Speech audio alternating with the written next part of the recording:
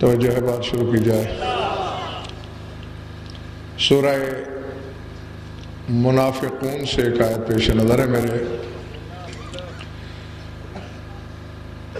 ذات واجب نے، خدا مطلق نے، معبود لم یزل نے اپنے مقاصد کے ترجمان سے عجیب و غریب بات کی۔ فرمایا وَلِلَّهِ خَزَائِنُ السَّمَاوَاتِ وَالْأَرْضِ وَلَكِنَّ الْمُنَافِقِينَ لَا يَفْقَهُونَ۔ فرمایا میرے حبیب، ساتوں آسمانوں کے خزانے اللہ کے لیے ہیں، ساری زمین کے خزانے اللہ کے لیے ہیں، لیکن المنافقین لا یفقہون، لیکن منافقین کو اس کی سمجھ نہیں۔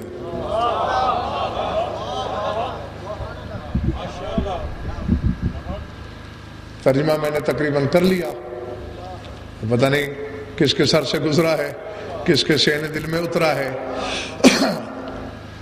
پھر سماعت فرما لیں، للہ خزائن السماوات والارض، آسمانوں کے خزانے، زمینوں کے خزانے اللہ کے لیے، لیکن المنافقین لا یفقہون، لیکن منافقین کو اس کی تفقہ نہیں، اس کا شعور نہیں، وہ اللہ کے خزانوں کے بارے میں سمجھ ہی نہیں سکتے۔ معلوم ہوا اللہ کے خزانے کے مسائل کو سمجھنے کے لیے مومن ہونا ضروری ہے۔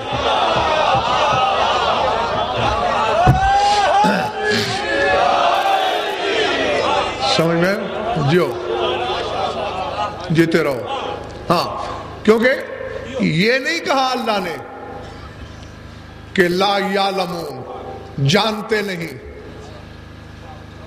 کہ خزانے کہاں ہیں، یہ نہیں۔ حالانکہ اسی سورہ میں اگلی آیت میں اللہ کہہ رہا ہے وَلِلَّهِ الْعِزَّةُ وَلِرَسُولِهِ وَلِلْمُؤْمِنِينَ لَكِنَّ الْمُنَافِقِينَ لَا يَعْلَمُونَ، یہاں یعلمون ہے۔ فرمایا عزت اللہ کے لیے ہے، عزت اللہ کے رسول کے لیے ہے، عزت مومنین کے لیے ہے۔ جو للہ العزت، ہمیں جلدی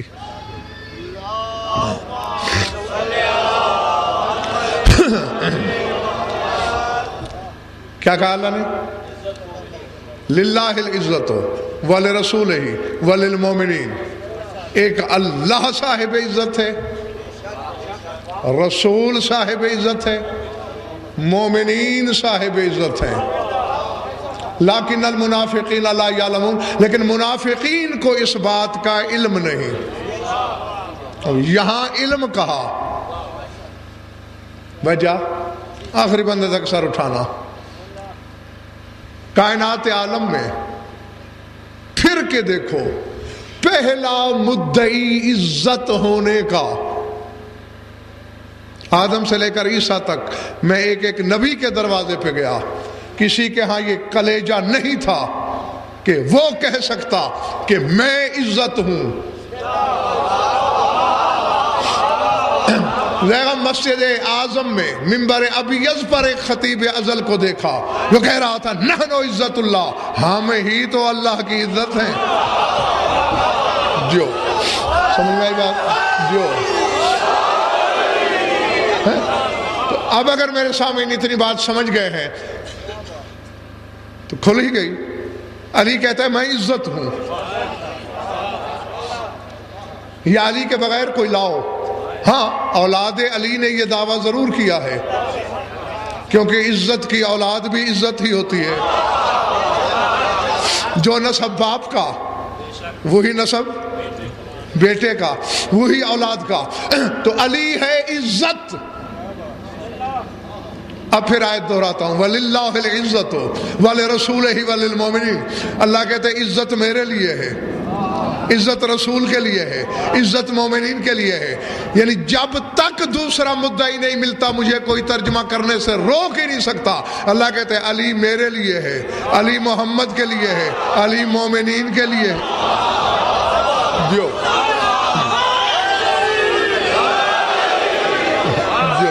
اللہ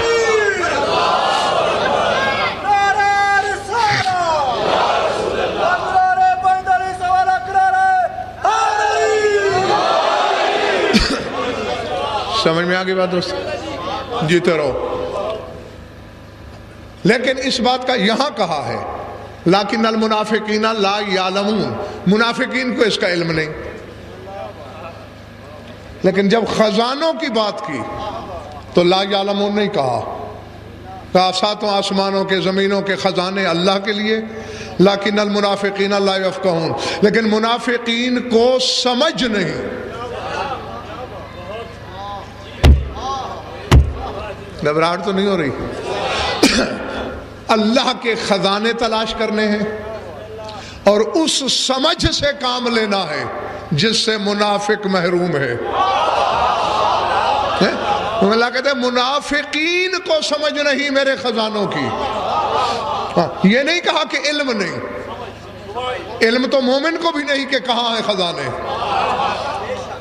لیکن مومن کو شعور ہے خزانوں کا، مومن کے پاس تفقہ ہے، مومن کے پاس سمجھ ہے، وہ ان خزانوں کو سمجھتا ہے. اللہ اکبر. خزانے کہ میں بھی تھوڑی دیر میں بتانے لگا ہوں کہ کس چیز کے خزانے ہیں. خزانے کا مصرف تو ہوتا ہے یا نہیں ہوتا؟ ہوتا ہے نا. ہاں تو پھر بولنے میں جھجک کیوں رہے ہو؟ ہوتا ہے. سورہ بنی اسرائیل میں اسد اللہ کہہ رہا ہے قُلْ لَوْ أَنْتُمْ تَمْلِكُونَ خَزَائِنَ رَحْمَتِ رَبِّي إِذًا لَأَمْسَكْتُمْ خَشْيَةَ الْإِنفَاقِ. کہو اے لوگو اگر تم اللہ کی رحمت کے خزانوں کے مالک ہوتے تو تم سارے اپنے پاس رکھ لیتے کہ کہیں خرچ ہو کے ختم نہ ہو جائیں. یعنی دو باتیں ہم یہاں سمجھ میں آتی ہیں کہ خزانے خرچ کرنے کے لیے ہیں اور ہیں کسی ایسے کے پاس جو ختم ہونے سے خوف زدہ نہیں. جو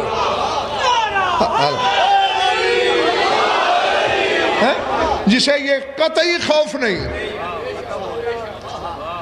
کہ انفاق سے معرض فنا میں اتر جائیں گے، خرچ ہوتے ہوتے ختم ہو جائیں گے، یہ خوف نہیں. وہ ڈھونڈنا چاہیے کون ہوگا. یعنی پہلے خزانے کی نوعیت، پھر خزانے پر تصرف کس کا. سورہ سعد میں کہہ رہا ہے، سر اٹھانا شاید بچے بھی میرا اشارہ سمجھیں. ام عندہم خزائن العزیز الوہاب. اے میرے حبیب کیا ان لوگوں کے پاس اس کی رحمت کے خزانے ہیں جو عزیز بھی ہے وہاب بھی ہے. ہم عندہم خزائن رحمت ربک العزیز الوہاب، تیرے رب کی رحمت کے خزانے جو صاحب عزت بھی ہے، جو وہاب بہت بڑی بخشش والا بھی ہے. یعنی اب اللہ کفار سے کہہ رہا ہے کہ ان کے بارے میں پوچھو کیا ان کے پاس ہیں، یا تو اللہ کہتا کسی کے پاس نہیں، بس میرے پاس ہے. نہیں کہہ رہا ان کے پاس نہیں، مطلق نفی نہیں کر رہا، مطلب ہے کوئی ہے جس کے پاس ہے. آیت اگلا حصہ بالکل سورہ سعد کی اگلی آیت ملا کے پڑھنے لگا ہوں، اس میں ایک اشارہ ہے. کیا یہ ہے اس کی خزانوں رحمت کے خزانوں کے مالک جو صاحب عزت اور صاحب بخشش ہے.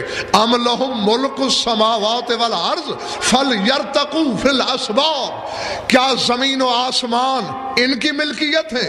اگر ہیں تو انہیں کہو آسمانوں پہ چڑھ کے دکھائیں.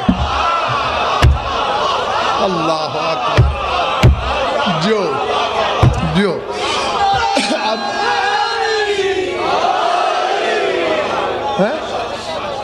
سمجھ میں آ رہی بات دوستو؟ فلیرتقوا فی الاسباب. اگر یہ مالک ہیں آسمانوں کے زمینوں کے تو پھر آسمانوں پہ چڑھ کے دکھائیں. نہیں چڑھ سکے. اگر چڑھ کے دکھا دیتے مالک ہوتے. پنڈی والوں اگر جستجو کریں اور کوئی مل جائے جو آسمانوں پہ جا سکے تو پھر ماننا پڑے گا کہ زمین و آسمان اسی کو مل کر رکھے اللہ نے، اور اللہ کی رحمت کے خزانے بھی اسی کے قبضے میں ہیں.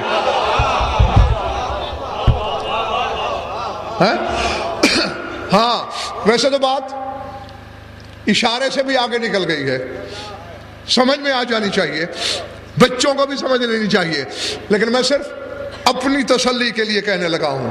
اور شرق سے غرب، شمال سے جنوب، ذرے سے عرش تک، پورے عالم رنگ بو میں معلوم سے غیر معلوم دنیا تک سفر کر لو، سوائے علی اور اس کی اولاد کے کوئی نہیں ملے گا جو اپنے اپنے دور میں یہ کہتے نظر آئے ایھا الناس نحن خزان اللہ فی سماء و ارضہ. لوگو زمین اور آسمانوں میں اللہ کے خزانوں کے خازن ہم 14 ہیں. جو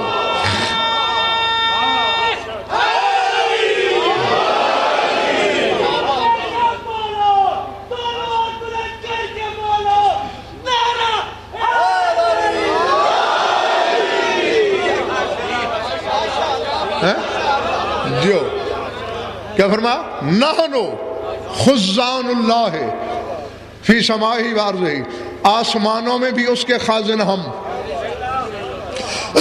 زمینوں پر بھی اس کے خازن ہم. ویسے بھی پہلی آیت اشارہ کر چکی ہے کہ اگر مالک ہیں تو آسمانوں پہ آ کے دکھائیں. تیرا رسول گیا، فقط رسول نہیں گیا، کوئی اور بھی ساتھ گیا، ٹھیک ہے. اور میں نے اولاد رسول کے بچوں کو دیکھا. اب تمہارے حافظہ کا امتحان بھی ہے کہ میری پڑھی ہوئی مجالس کس کو یاد رہتی ہیں اور کس کو بھول جاتی ہیں. میں نے اس گھر کے 6 سال کے بچوں کو دیکھا کہ اونٹنیوں سمیت آسمانوں پہ چلے گئے. جو آ گیا ذہن میں. سرکار کاظم گئے تھے، 6 برس کی عمر میں گئے تھے اور اونٹنی سمیت گئے تھے. اور جب واپس آئے صفوان بن مہران نے پوچھا تھا سرکار میرا چھوٹا مولا گیا کہاں تھا؟ لکھو لوح دل پر. فرمایا بالغا ما بالغ جدی لیلۃ المعراج. فرمایا جہاں جہاں شب معراج میرا نانا گیا وہاں وہاں کاظم گیا. اللہ اللہ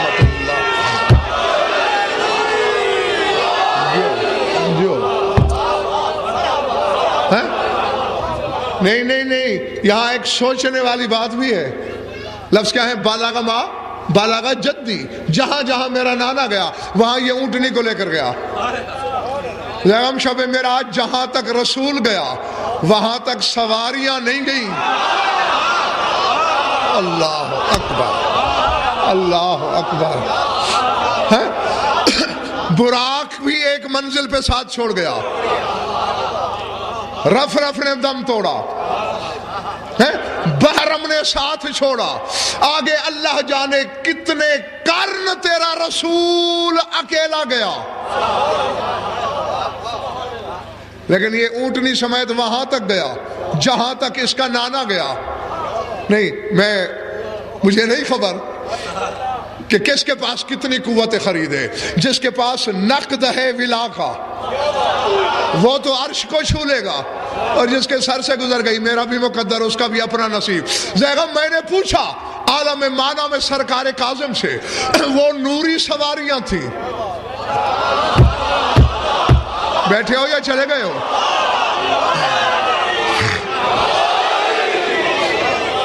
نوری سواریاں تھیں، براق نوری، رف رف نوری، بحرم نوری، اور عالم نور کا ہی سفر تھا.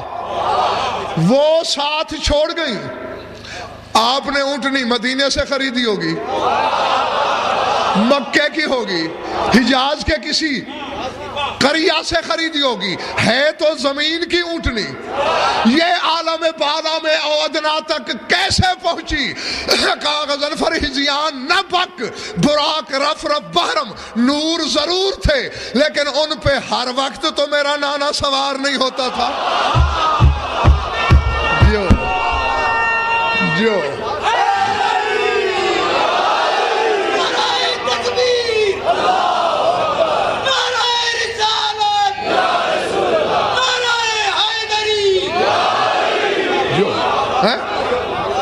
فرمایا یہ تو شرف ملتا ہے ہمارے لمس کا، ہے براق پہ اسی رات میرا نانا سوار ہوا، رف رف اسی وقت قدموں میں آیا، ان کے پاس لمحوں کا شرف صحبت تھا۔ اس اونٹنی پر پتہ نہیں کتنی سواریاں میرا باپ چکا، کتنی سواریاں میری جد نے کی، یہ ہمارے لمس کا شرف ہے، جسے عطا ہو جائے اس کے لیے لا مکان مکان ہو جاتا ہے۔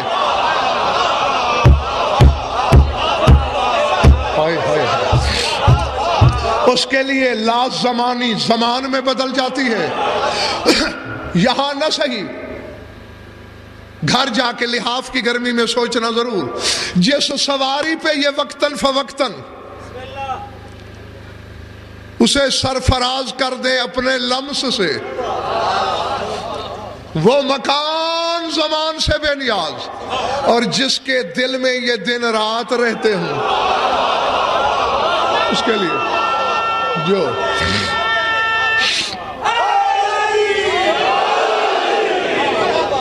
ہاں بہرحال یہ ایک جملہ مترجہ تھا،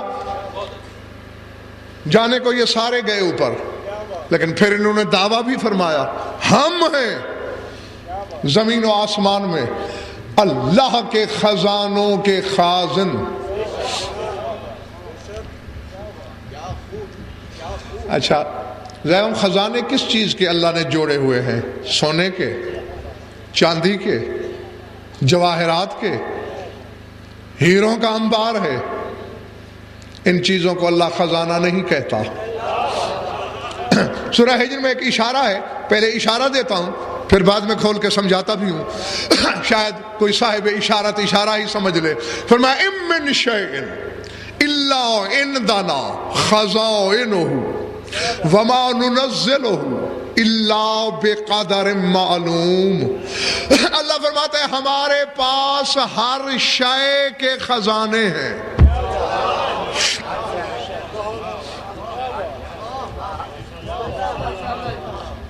اللہ اکبر۔ ام من شیء الا عندنا خزائنہ، ہر شے کے ہمارے پاس خزانے ہیں۔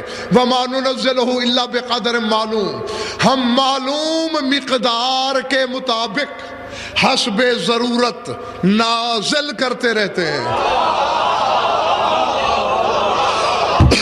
خزانے کس کے ہیں؟ ہر شے کے۔ رزق شے ہے یا نہیں؟ بولو گے تو بات جلدی سمجھ میں آئے گی۔ رزق شے ہے نا، تو اللہ کہتا ہے ہمارے پاس رزق کے خزانے ہیں، مقدار معلوم کے مطابق ہم نازل کرتے ہیں۔ ہمیں معلوم ہے کہ چونٹی سے ہاتھی تک کتنی مخلوق ہے، جن سے بشر تک کتنی مخلوق ہے، کس کو کس قسم کا کتنا رزق چاہیے، ہم نازل کرتے ہیں۔ اب نہیں میں بالکل دہلیز دکھا دینا چاہتا ہوں تمہیں پوری وضاحت کے ساتھ، تاکہ کبھی بھٹکنے کا احتمال ہی نہ رہے۔ اولاد شے ہے یا نہیں؟ بولو ام من شیء الا عندنا خزائنہ، فرمایا ہمارے پاس ہر شے کے خزائن۔ اولاد خزانوں میں ہے، مقدار معلوم کے مطابق ہم نازل کرتے ہیں۔ کبھی خزانے کا در بند بھی ہو جاتا ہے اور کسی سے کہہ دیا جاتا ہے کہ اولاد تیرے مقدر میں نہیں ہے۔ اللہ اکبر۔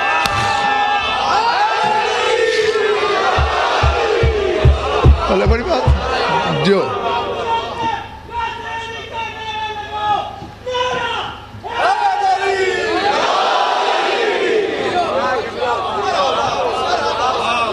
ارادے میں نے غلط تو نہیں کہا سر؟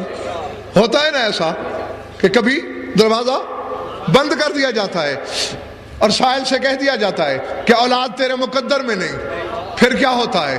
اسی گھر کا کوئی بچہ، اب ہم باتیں دو ہیں، جو جس کا جی چاہے مان لے، یا یہ کہے کہ اس گھر کے بچے نے نیا خزانہ بنایا، اللہ، کیونکہ دو کے بغیر تیسری بات کا تو امکان ہی نہیں۔ یا حسین نے نیا خزانہ بنایا یا بند خزانے کے قفل کو ارادے کی چابی سے کھولا، جیسا سمجھ لو، پتہ تو چل گیا کہ خزانہ ان کے قبضے میں ہے، ان کے تصرف میں۔ اللہ اکبر۔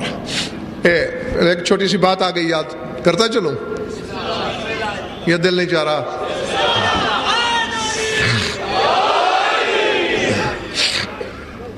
سرکار صادق تشریف فرما ہے،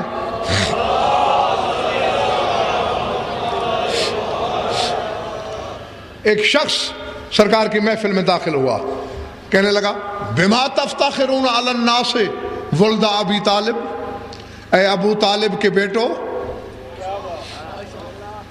کس بات پر لوگوں پر فخر کرتے رہتے ہو کہ کوئی ہم جیسا نہیں؟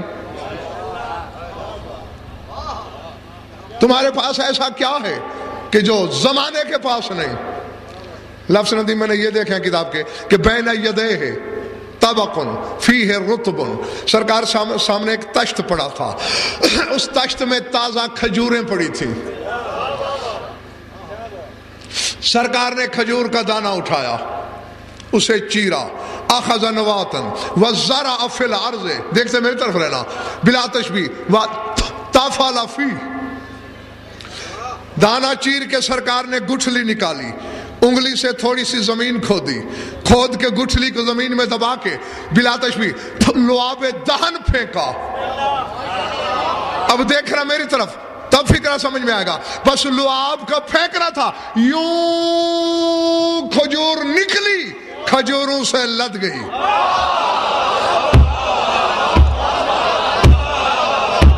اللہ اکبر۔ ہاں، یہ لمحوں میں یوں تیزی سے بڑھتی گئی، لمحے میں تیار کھجور اور خرمے سے بھری ہوئی، لدی ہوئی۔ نوکر کو سرکار نے حکم دیا کہ ایک تھال بھر خرمے چن کے لا، سر اٹھانا، ہاں ہر حلالی موالی کی امانت ہے میرے پاس۔ تشت، اب وہ آدمی ہکا بکا دیکھ رہا ہے، سرکار دانہ چیرتے ہیں، گٹھلی نکالتے ہیں، دانہ چیرتے ہیں، وہ جو اب نئی کھجور سے اترا ہے، گٹھلی ایسے چند نکالی، اس شخص کے سامنے کیا، دیکھ گٹھلی پہ کیا لکھا ہے۔ جس گٹھلی پہ نظر ڈالتا ہے لکھا ہوا زیغم یہی ہے، لا الہ الا اللہ محمد رسول اللہ و اہل بیت رسول اللہ خزان اللہ فی ارضہ۔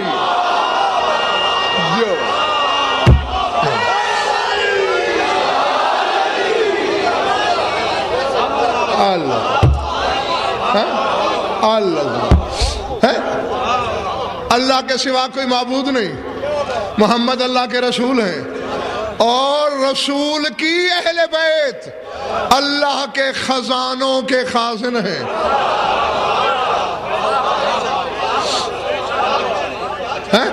سرکار نے اس کی طرف دیکھ کر کہا، او جاہل، حل فیکم مثل ھذا، تم میں کوئی ایسا ہے جن کے پاس اللہ کے خزانوں کی چابیاں ہوں؟ وہ کیوں نہ کہیں کہ کوئی ہم جیسا نہیں؟ تھک گئے تو بس کافی ہے۔ اچھا، اب یہ دیکھنا ہے خزانے ہیں کس چیز کے؟ میں نے پہلے کہا ہے سونا چاندی نہیں، یہ تو اللہ نے اشارتاً ہمیں بتا دیا کہ ہر شے کے خزانے ہیں میرے پاس۔ پھر اس سے مراد کیا ہے میں اپنی طرف سے نہیں کہتا تاکہ مجھ پر کوئی تفسیر بالرائے کا فتویٰ نہ جڑ دے۔ ہاں، ایک اور عالم ربانی کا فیصلہ سنانے لگا ہوں تمہیں۔ علامہ محمد تقی اصفہانی اعلی اللہ مقامہ، ان کی تفسیر ہے العنایات الرضویہ، مشہد میں بیٹھ کر اپنے زمانے میں لکھی تھی، اور چونکہ سرکار کی عنایت سے لکھی گئی تو تفسیر کا نام بھی رکھا العنایات الرضویہ۔ چلے تو نہیں گئے ہو؟ اس میں وہ اسی پر بحث کر رہے ہیں کہ یہ سرکار جو فرماتے ہیں کہ آسمان میں زمین میں اللہ کے خزانوں کے مالک ہم ہیں، وہ کہتے ہیں کیا مقصد ہے، کیا خزانے ہیں اللہ کے پاس جس کے یہ خازن ہیں، جس کے یہ مالک ہیں؟ وہ کہتے ہیں یہ وہی خزانے ہیں جو اللہ نے خود بیان فرمائے۔ کیا؟ اللہ کہتا ہے انما خزانتی اذا اردت شیئا ان اقول لشیء کن فیکون۔ اللہ کہتا ہے میرا خزانہ یہ ہے کہ میں کن کہتا ہوں،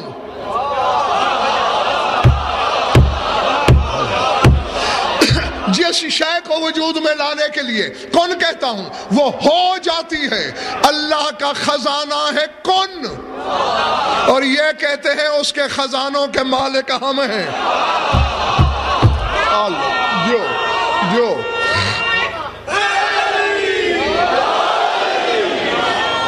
جو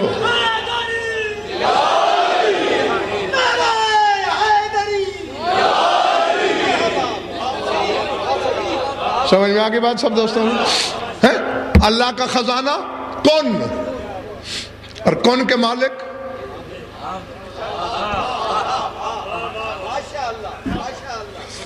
جن کی حکومت کن کا اقتدار ہو۔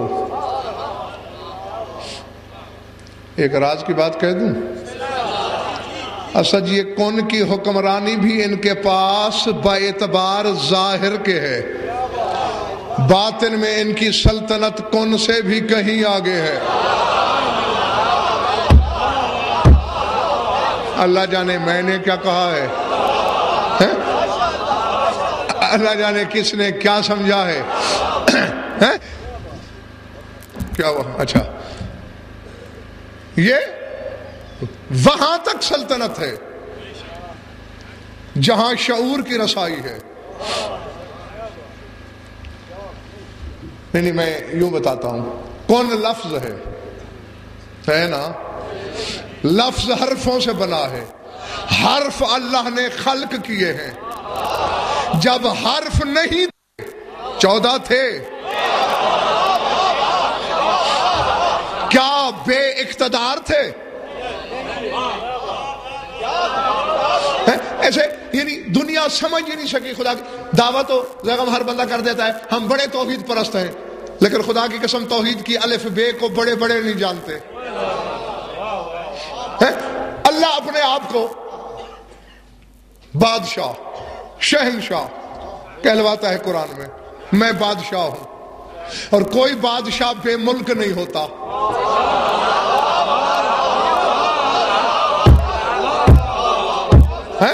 لیکن ایک وقت ماننا پڑے گا جب اللہ نے کائنات نہیں بنائی تھی، بادشاہ پھر بھی تھا۔ جیو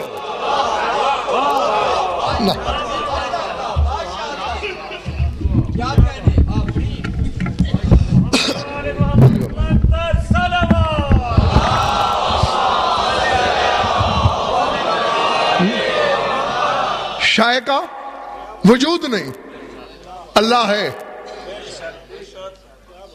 نہیں، اللہ نے اپنی صفت نعوذ باللہ تدریجاً حاصل کی، بولو نہیں، یہی تو فرق ہے۔ تمہاری میری صفتیں زائد بر ذات ہیں۔ تم کہتے ہو غضنفر ہماری قوم کا عالم ہے، کیا پیدائشی؟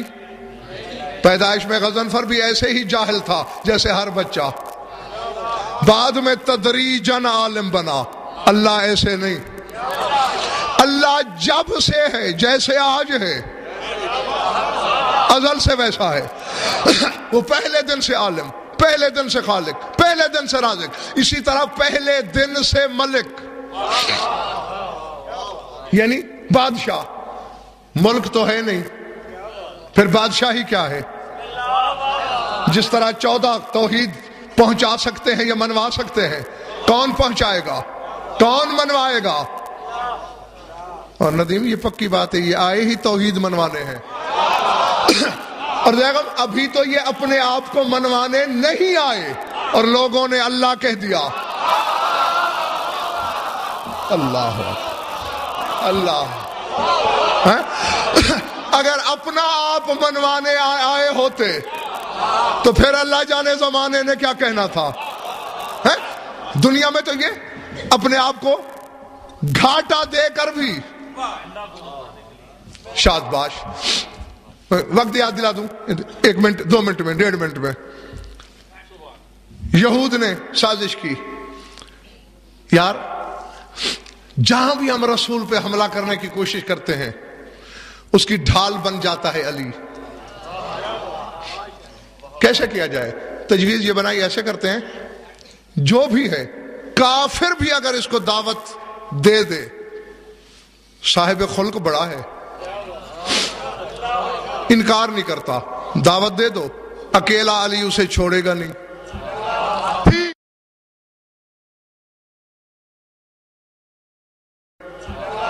علی بھی دعوت پہ ساتھ آئے گا، کھانے میں تھوڑا سا زہر ملا دو، دونوں سے جان چھوٹ جائے گی۔ سوچ سوچ کے ایک نے سر اٹھایا، چلے تو نہیں گئے ہو نا؟ کہا یار ایک بات ہے، خیبر میں بھی اس کے سامنے زہر آلود گوشت رکھا گیا تھا، گوشت کے ٹکڑے نے بتا دیا تھا یا رسول اللہ لا تاکلنی انی مسموم، یا رسول اللہ مجھے نہ کھانا میں زہریلا ہوں۔ تو اگر کوئی آج بھی ایسا چکر چل گیا تو کہتے پھر ایسا کرتے فلاں باغ میں دعوت کرتے ہیں، کھانے میں بھی زہر ملائیں گے ضرور۔ باغ کی دیوار ہے پتھر کی، وزنی وزنی چٹانوں جیسے پتھر ایک دوسرے کے اوپر رکھ کے بنائی گئی ہے، بنیادوں تک کھود ڈالیں گے، جب گرنے کے قریب ہو جائے گی لکڑیوں کی ٹیک لگا کے روک دیں گے، دسترخوان لگائیں گے دیوار کے ساتھ،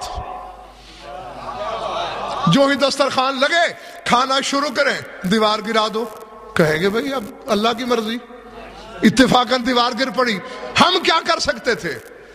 سر اٹھانا دیکھنا میری طرف، دسترخوان لگا، زہریلا کھانا چنا گیا، رسول کی مسند دیوار کے ساتھ علی کی سامنے، رسول بیٹھنے لگے، خیبر شکن آگے آ گیا، یا رسول اللہ گستاخی معاف، آپ کی مسند پہ میں نے بیٹھنا ہے۔ جو جو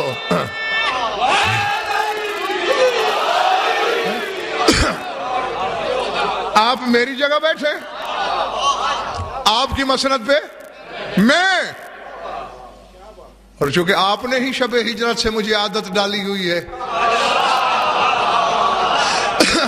اپنی جگہ بٹھانے کی، لٹانے کی، سلانے کی، یہ عالی تمہید کی ضرورت ہی نہیں، ٹھیک ہے آپ ادھر بیٹھ جاؤ میں ادھر بیٹھ جاتا ہوں۔ کھانا شروع ہے، دونوں کھائے جا رہے ہیں، میزبان ایک دوسرے کی طرف دیکھ رہے ہیں، آج کھانے نے بتایا بھی نہیں کہ میں زہریلا ہوں، یہ کھائے بھی جا رہے ہیں، کچھ ہو بھی نہیں رہا۔ اور لکڑیاں ہٹاؤ، لکڑیاں ہٹی، دیوار کھڑی ہے،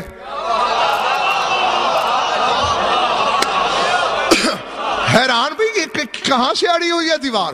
50 حبشی غلام بھیجے گئے، دھکا دو، دھکا دیتے ہیں، ہلتی تک نہیں۔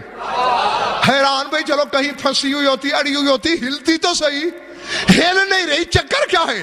ایک بندہ آہستہ آہستہ چلتے ہوئے آیا جہاں علی دیوار کے ساتھ بیٹھا تھا، ایک ہاتھ سے ید اللہ کھانا کھا رہا ہے، دوسرے ہاتھ کی چھوٹی انگلی پہ دیوار کا سہارا رکھ،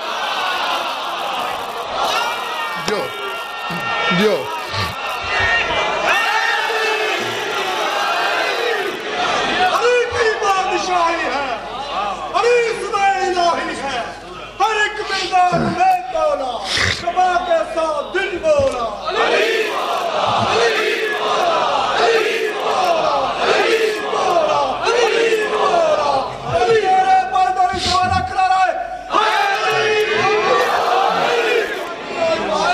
پچھلے محلے والے دوست ٹھیک بیٹھے ہیں؟ جیو ارادے، چھوٹی انگلی، وہ بھی دائیں ہاتھ کی نہیں بائیں ہاتھ کی ہیں، یہ 1000 من کا بوجھ، یہ انگلی فاستعظموا لأمرہ. اب یہی جملہ تو تھا جس کے لیے میں نے بات دہرائی. کئی لوگوں کے اصل دل میں خیال رینگنے لگا یہ بشر نہیں، یہ بشریت سے اونچی بات ہے، کہیں یہ وہ تو نہیں. بس یہ خیال آنا تھا. فوراً خیبر شکن نے اپنی زنبیل سے خشک روٹی نکالی. یار یہ کھانا مزہ نہیں دے رہا، میں اپنی روٹی کھاتا ہوں. جو کی 3 دن کی سوکھی روٹی. علی نے زور لگایا، نہیں ٹوٹی.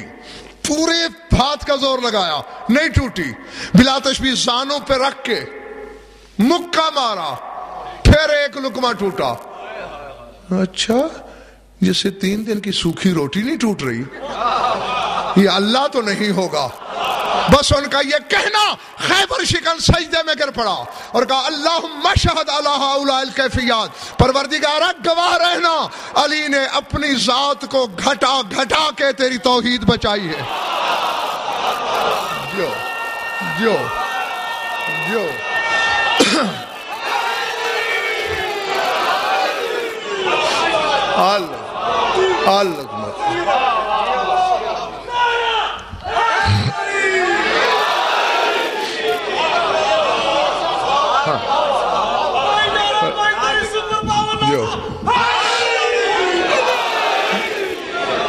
پالنے والے گواہ رہی ہو کہ علی نے اپنی ذات کو گھٹا گھٹا کر بھی تیری توحید بچائی.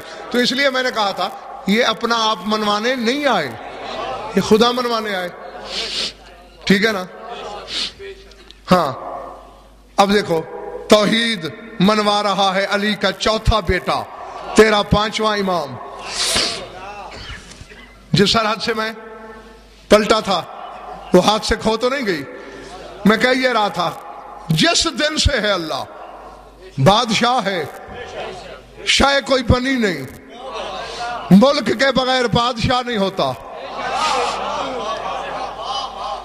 تیرا 5واں امام ایک سائل کو سمجھا رہا ہے کہ ایک لمحے کا کروڑواں حصہ بھی اللہ ملک کے بغیر نہیں رہا. مولا وہ کیسے؟ فرمایا نحنو ملک اللہ الذی لیس لہ فیہ شریک. ہم 14 اس کا کل بھی ملک تھے. اللہ اللہ اللہ. ہم 14 آج بھی اس کا ملک ہے. ہم 14 جب کچھ نہیں رہے گا. اسد اکثریت رہ گئی تیرے سامعین کی. کچھ نہیں تھا ہم ملک تھے، سب کچھ ہے ہم ملک ہیں. کچھ بھی نہیں بچے گا پھر بھی ہم ملک ہیں. بھول گئے ہو؟ پڑھو سورہ مومن.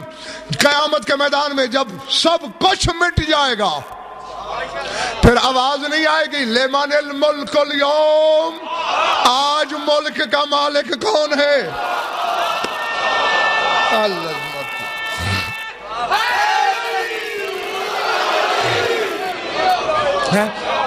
باقی تو کچھ بچا نہیں، تو پھر کیوں کہہ رہا ہے اللہ لمن الملک اليوم؟ اس کا مطلب ہے جس ملک کا وہ مالک ہے وہ باقی ہے. اس لیے تو آواز آئے گی للہ الواحد القہار. اس اللہ کا ہے ملک جو واحد بھی ہے، قہار بھی ہے. اور پڑھو کتب اہل بیت کو. تیرے خیبر شکن نے فرمایا، سائل نے سوال کیا تھا مولا کچھ بچے گا نہیں، کچھ ہوگا نہیں، تو پھر اللہ کیسے پوچھے گا؟ کیونکہ اللہ تو کلام کا خالق ہے، زبان سے تو بولتا نہیں. اور کلام وہ پیدا کرتا ہے شے میں، جیسے موسیٰ کے لیے جھاڑی سے، پتھر سے، پہاڑی سے. شے تو بچے گی کوئی نہیں کہ جس میں کلام پیدا ہو سکے. بولے گا کیسے؟ جواب کس طرح؟ توجہ فرمایا واقعی کوئی شے نہیں ہوگی.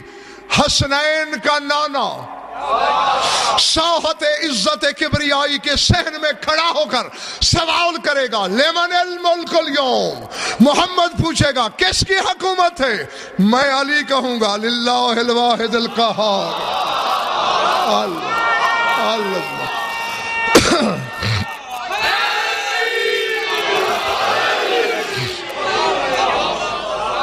سمجھ میں آئی؟ اچھا جیتے رہو. جس طرح اللہ بغیر ملک کے بادشاہ نہیں، چونکہ پہلے دن سے، دن کا لفظ بھی جگہ میں اس لیے کہہ رہا ہوں کہ سمجھ آئے، ورنہ دن کب تھے وہاں؟ وقت نہیں تھا، وقت کی سوچ نہیں تھی، وقت کی تخلیق کا مشورہ تک نہیں تھا.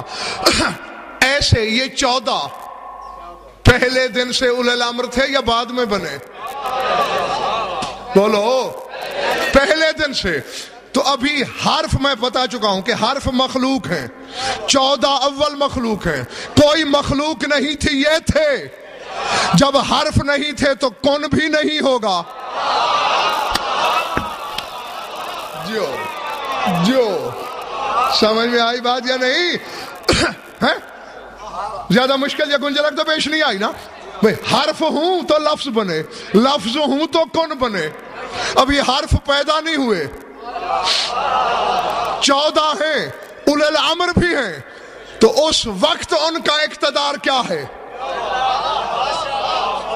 اور یہی تو میں اپنی بھولی قوم کو سمجھانے کی فکر میں ہوں کہ ان کے کن کا اقتدار بھی ظاہری ہے، باطن میں نہ یہ کن کے محتاج ہیں.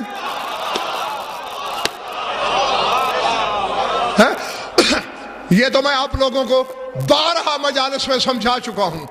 امیر کائنات کا فرمان سنا سنا کے کہ خیبر شکن فرماتا ہے فَبَعِدُوا عَنَّا ذِلَّتَكُن. مولا فرماتے ہم 14 سے کن کی ذلت کو دور رکھنا.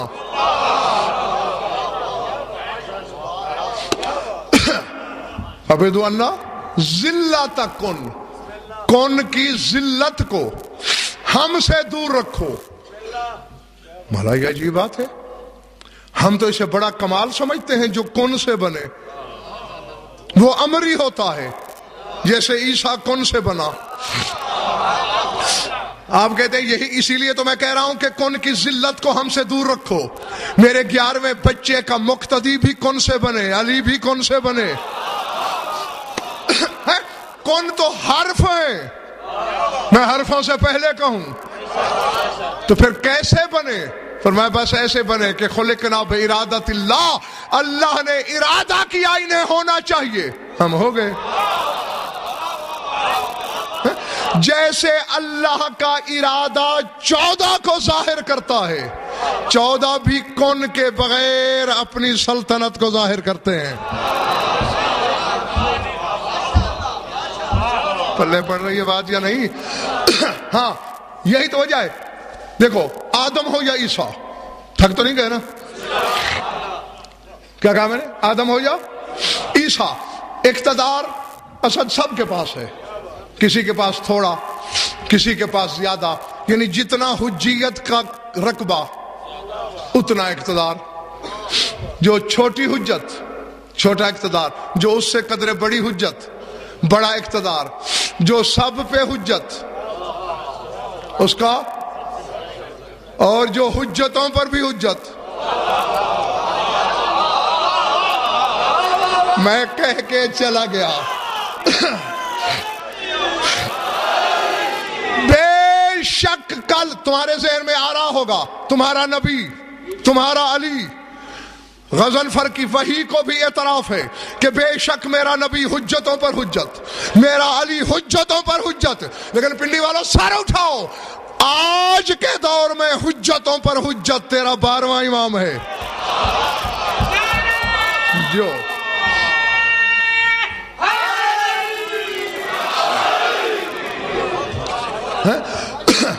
اب وہ ہے، تو پھر جو حجتوں پر حجت ہے ان کا اقتدار غیر مشروط، ان کے اقتدار میں قید نہیں، ان کے اقتدار میں شرط نہیں.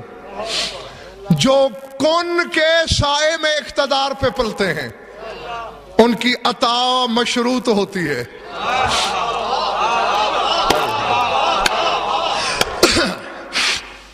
میری طرف دیکھنا، میری طرف. ذرا میں ایک فلسفہ دینے لگا ہوں. 1 منٹ کے اندر، اور اگر کوئی صاحب انصاف ہے تو اس 1 منٹ کے جملے میں کئی اشرے بھرے ہوئے ہیں. ذات واجب کی قسم، ذات واجب کی قسم، دو چیزیں ہیں جن پر یہ نظام تقدیر و تدبیر و تکوین و مشیت چل رہا ہے، ایک عرش، ایک لوح محفوظ۔ عرش جس کے پایوں کے ساتھ نظام وابستہ ہے، میں پوری مجلس اس پر پڑھ چکا ہوں اگر یاد ہے تو۔ لوح محفوظ جس پر تقدیریں لکھی گئیں، یعنی زندگی میں کس بندے نے کتنی بار آنکھیں جھپکنی ہیں یہ بھی لوح میں لکھا ہوا ہے۔ ہر مخلوق جتنے قسم کی، جتنے عالم اللہ نے پیدا کیے، سب کے مقدر کا وہاں حساب ہے۔ سر اٹھانا، قرآن میں اللہ کہہ رہا ہے ثم استوى علی العرش، پھر اللہ غالب آ گیا عرش پر۔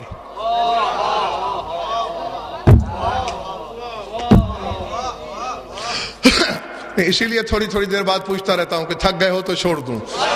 ہاں، کیونکہ جو کہنے لگا ہوں، صاحب ظاہر میں نے کہا کہ اس میں کئی اشرے بند ہیں تو وزنی بھی تو ہوگا نا۔ ہاں تو اگر تھوڑا برداشت کرنے کی صلاحیت ہے تو ٹھیک ہے، ورنہ پھر کل پہ اٹھا رکھتا ہوں۔ اچھا، پھر غالب ہوا عرش پر۔ اس سے تو بظاہر اسد ایسا نہیں لگتا کہ نعوذ باللہ جیسے عرش اللہ سے مغلوب نہیں ہو رہا تھا، پھر اللہ نے کسی طرح اسے جکڑ لیا، قابو میں کر لیا، ایسے کچھ سوچ آتی ہے نا۔ یہ کیا ہے؟ آؤ ادھر دیکھ۔ جب لسان اللہ کے دربار میں گیا، کیا کہہ رہا ہے اللہ کہ پھر میں عرش پہ غالب آ گیا؟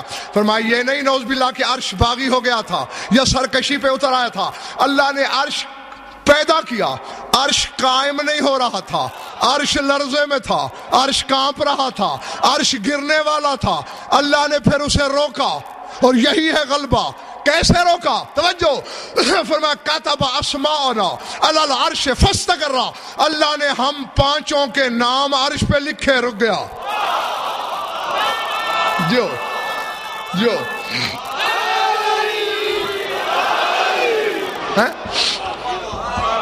جی ایک راز کی بات ہے، کسی سے کہنا نہیں، جو اللہ اپنا گرتا ہوا عرش بچاتا ہے، محمد لکھ کر، علی لکھ کر، فاطمہ لکھ کر، حسن لکھ کر، حسین لکھ کر، اگر مجھے ٹھوکر لگے اور میں یا علی کہہ دوں تو شرک کیسے ہو جائے گا؟ جو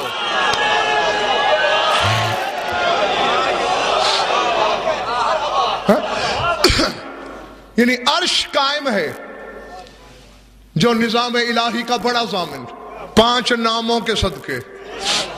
سر اٹھاؤ، میری ذمہ داری ہوتی ہے انشاء، املا، قرات، عبارت، ترجمہ، حوالہ، 6 چیزیں۔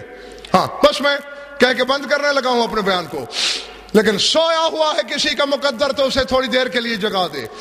لوح محفوظ پہ لکھی ہوئے تقدیریں، میں نے کتب اہل بیت میں پڑھا، کما زین اللہ عرشہ باسماء الخمسۃ الطیبۃ کذالک زین اللوح المحفوظ باسم زینب الکبریٰ، جیسے اللہ نے عرش کو زینت دی 5 ناموں کے ذریعے، لوح محفوظ کو زینت دی علی کی بیٹی زینب کے نام سے۔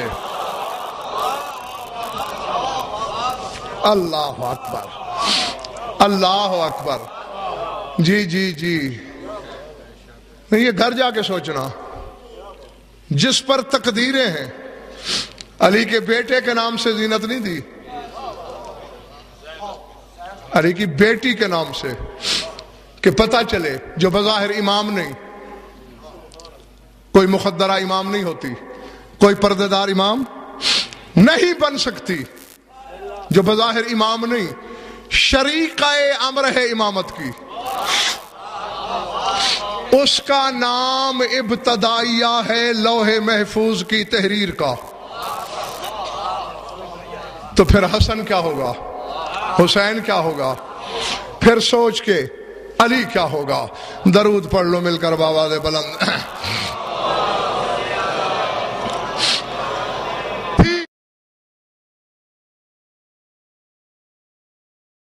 کچھ پلے پڑا یا وقت گیا؟ خوش رہو، آباد رہو، مولا تم سب کی عبادت کو قبول فرمائے۔ یہ بھی حقیقت قاہرہ ہے کہ لاکھ دریا علم کے بہائے جائیں، اگر 4 آنسو نہ آئیں، یہی جو لوح محفوظ کی زینت بھی ہے، یہ راضی نہیں ہوتی۔ ہاں، یہ نہ ہم سے علم سننے آتی ہے، نہ اسے ہماری خطابتوں سے کوئی غرض ہے، یہ آتی ہے پرسے کے لیے، اور یہی سوچ کے چند لفظ سن لینا کہ کل اسی کو رونا ہے جسے زندگی نے مہلت دی، آج کا رونا اسی کا ہے جو ہے۔ درد کی ہر کہانی ننگے سر بیٹھی ہوئی قوم آشنا ہے، بس میں درد کے تصور کا جیسے تصویر اٹھاتا ہوں، یاد دہانی کے لیے سامنے لاؤں گا، آنسوؤں کی بھیک خود مانگ لینا۔ اس سے بڑا ستم کیا ہو سکتا ہے؟ دیکھو، عام طور پر کئی بار دیکھا ہے، ایک عالم کھڑا ہو اور ایک ان پڑھ کرسی پہ بیٹھا ہو، قوم کے آدمی اس کے گلے پڑ جاتے ہیں، اور شرم نہیں آتی؟ عالم کھڑا ہے تو کرسی پہ بیٹھا ہے، ایک سید کھڑا ہے تو چارپائی پہ بیٹھا ہے، ہوتا ہے نا؟ تو بس اگر یہی ہو تو میں تم سے پوچھنا یہی چاہتا ہوں کہ اس سے بڑا ستم کیا ہو کہ ابن زیاد تخت پہ بیٹھا ہو اور علی کی بیٹی سامنے کھڑی ہو۔ اللہ اکبر، اللہ اکبر، العظمت للہ۔ کھڑی ہے، اور کھڑی کس عالم میں ہے؟ جب بھی کبھی میں نے یہ روایت پڑھی ہے، آپ لوگ بھی جو میری تقریباً ہر مجلس میں ہوتے ہیں وہ گواہ ہیں کہ اس جملے کا کبھی بھی صحیح ترجمہ میں نے نہیں کیا۔ کیوں؟ کہ زبان میں جگر ہی نہیں، بلکہ اگر صحیح ترجمہ میں کر دوں، یا تم میں سے کچھ مر جائیں گے یا مجھے مار دیں گے۔ لفظ ہمیشہ پڑھ دیا کرتا ہوں، لیکن ترجمہ بچا کے کرنے کی کوشش کرتا ہوں۔ لفظ یہ ہے کانت سلام اللہ علیہا فی ذالک الوقت فی ارذل ثیابہا۔ میں اس کا ترجمہ ہمیشہ یہی کرتا ہوں، اور آج بھی وہی کرنے لگا ہوں کہ اس وقت بی بی کا لباس بہت میلا تھا۔ اللہ اکبر، بوسیدہ لباس میں تھی علی کی بیٹی۔ ابن زیاد لعین تخت پہ بیٹھا ہے، جس کے سینے میں گوشت کا ٹکڑا ہے، پتھر کا جگر نہیں رکھتا، اور رونے کی نیت لے کے آیا ہے۔ 2 منٹ میری طرف دیکھے۔ ملعون نے حکومت کی مستی میں سر اٹھایا کہ لگا کاش آج کوئی علی کا شیعہ میرے دربار میں ہوتا، اپنے امام کے گھر کی بربادی کو دیکھتا، ماتم کرتا، بال نوچتا، منہ پیٹتا، میری خوشی دوبالا ہو جاتی۔ ایک مشکوک و نسب دربار سے اٹھا، کہنے لگا ابن زیاد بھول رہے ہو، تم ایک شیعہ کی بات کر رہے ہو، لاکھوں شیعوں پہ بھاری اکیلا شیعہ تیرے زندان میں قید ہے مختار سقفی، اسے دربار میں بلا کے خوشی پوری کر لے۔ اس حرامی نے کہا اس کا منہ موتیوں سے بھرو، منہ موتیوں سے بھر دو اس کا۔ اس نے خوب یاد دلایا، اور مختار کو پاپا زنجیر دربار میں لاؤ۔ اب اگر تھکے نہیں ہو تو سپاہی جا رہا ہے مختار کو بلانے، اور جیسے ہی علی کی بیٹی کھڑی تھی کہا اماں فضا، جی بی بی، دعا مانگ زمین پھٹ جائے، دعا کر زمین پھٹ جائے، میں زندہ زمین میں گڑ جاؤں۔ اللہ اکبر، العظمت للہ۔ کیوں بی بی؟ اکبر کے سینے میں برچھی دیکھ کے تو نے موت نہیں مانگی، بلا تشبیہ حسین کے گلے پہ خنجر دیکھ کے موت نہیں مانگی، اب کیوں مانگ رہی ہے؟ کہا سنا نہیں، دربار میں بھائی مختار آنے والا ہے، اور میں جس حالت میں کھڑی ہوں۔ اللہ اکبر، اللہ اکبر، میری حالت تیرے سامنے ہے، بس میں دعا ہی کر سکتا ہوں تمہارے لیے کہ جو آنکھ اس غم میں روتی ہے، خدا کرے کبھی کسی غم میں اشک بار نہ ہو۔ آ گیا مختار، ہاں وہ دو کے دو فکرے، سارا کچھ چھوڑ دیا ہے، کھڑا ہے۔ پھر ایک خوش آمدید نے کہا لما لا تسلم علی الامیر، تو نے امیر کو سلام کیوں نہیں کیا؟ کہا بکنے کی ضرورت نہیں، مالی امیر سوى الحسین، میرا امیر سوائے حسین کے کوئی نہیں۔ جو ہی حسین کی گفتگو چھڑی، کیوں بلایا؟ آج خوشی ہے میری، ہر کوئی منہ مانگے انعام لے رہا ہے مجھ سے، مختار تو بھی مانگ۔ اب اس حرامی کا مقصد یہ تھا کہ جب انعام لے لے گا میں کہوں گا تو نے تو اپنے امام کے قتل کا انعام لیا۔ مختار نے زمین پہ تھوکا، تجھ جیسے مانگت سے علی کے سوالیوں نے کیا مانگنا، میں تجھ سے کچھ نہیں چاہتا۔ میں نے زندان میں اڑتی اڑتی خبریں سنی ہے کہ میرا امام آج کل کربلا آیا ہوا ہے، حسین کے خیمے کربلا لگے ہوئے ہیں، میں رہائی نہیں چاہتا، اسی طرح قید کی حالت میں اپنی فوج کے پہرے میں مجھے بھیج دے، میں حسین کے قدم چوم کے واپس آ جاؤں گا۔ پنڈی والا ابن زیاد کہتے ہیں لمبی تمہید کیوں باندھ رہے ہو، کربلا جانا ہے یا حسین سے ملنا ہے؟ کا مقصد ہی حسین سے ملنا ہے، اگر دربار میں مل جائے۔ زخمی شیر کی طرح تڑپ کے مختار نے پورے دربار کی ایک ایک کرسی پہ نظر دوڑائی، پھر کہا کاش میرے ہاتھ کھلے ہوتے، میں تجھ سے پوچھتا کہ مذاق قیدیوں سے کیسے کرتا ہے، کہاں ہے حسین؟ چوٹ لگے تو للہ معاف کر دینا۔ حرامی نے تخت کی نچلی سیڑھی کی طرف اشارہ کیا،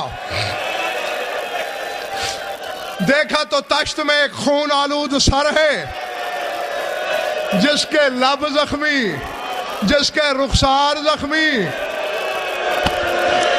اللہ اکبر، اللہ اکبر۔ رونے والوں کافی دیر دیکھتا رہا، کہتا ہے چہرہ دیکھا بھالا محسوس ہوتا ہے، پہچاننے میں نہیں آ رہا، لیکن تو جیسے ظالم کے دربار میں کوئی بے گناہ ہی ہوگا، اور بے گناہ مرا نہیں کرتے۔ بلا تشبیہ زانو زمین پہ ٹیکے مختار نے، ایھا القتیل فی سبیل اللہ من انت لم اعرف کا، اے قتیل راہ خدا میں نے تجھے پہچانا نہیں، تو کون ہے؟ زخمی زبان حلق سے چھڑائی، کہا مختار آج تو مجھے کیا پہچانے گا؟ بازار مدینہ ہوتا، عید کا دن ہوتا، نانا کے دوش ہوتے، زلفوں کی مہار ہوتی، پھر تو پہچانتا کہ حسین کون ہے۔ وہ سید و غیر سید ہو، پتہ چلا کہ حسین ہے، نعرہ تکبیر بلند کیا، زنجیریں ٹوٹی، فوجی سے تلوار کھینچی، حملہ کرنے کا ارادہ کیا، کسی نے دامن ابا کو جھٹکا، چچا مختار جنگ نہیں کرنی، اس جنگ نے کربلا میں میرے قاسم جیسے دولہا نگل لیے، میرے اکبر جیسے جوان کھا لیے۔ پھر واپس پلٹا، کون ہے اس نجس دربار میں مجھے چچا کہنے والا؟ پہچانا نہیں، تیرا بھتیجا سجاد ہوں۔ پیشانی زمین پہ ماری، میں اندھا ہو جاؤں، سجاد کے ہاتھوں میں ہتھکڑیاں، سجاد کے گلے میں توک، رو کے کہا میں اکیلا کہاں ہوں، ہاذہ زینب ہاذہ ام کلثوم، علی کی بیٹیاں بے ردا دربار میں۔ سيعلم الذين ظلموا أي منقلب بار الہ مجلس اللہ کو منظور مقبول فرما، بانی اشرا کی مسائی کو شرف قولیہ سے مشرف فرما، مومنین مومنات کی شرکت مبدل بسعادت فرما، ہماری علیدہ بیانی قبول فرما، جميع مومنین مومنات کے جو حاجات و قضاء عدل و شریعت کے نزدیک جائز ہیں پورے فرما، جن مومنین نے دعائیں زمین لگائی آیت المرام تک پہنچا، ہماری لاکھوں دعاؤں کی ایک دعا ہے، ہمارے وارث کے جلد ظہور فرما۔ اللہم کن لولیک الحجۃ بن الحسن صلواتک علیہ وعلی آبائہ فی هذه الساعة وفی کل ساعة من ساعات اللیل والنہار ولی وحافظ مقاعد وناصر ودلیل وعینا حتى تسكنه أرضك ونتمتعه فيها طويلا يا رب محمد وآل محمد أجل فرجه لمحمد ربنا تقبل منا إنك أنت السميع العليم بجاه محمد وأهل بيته الطيبين الطاهرين.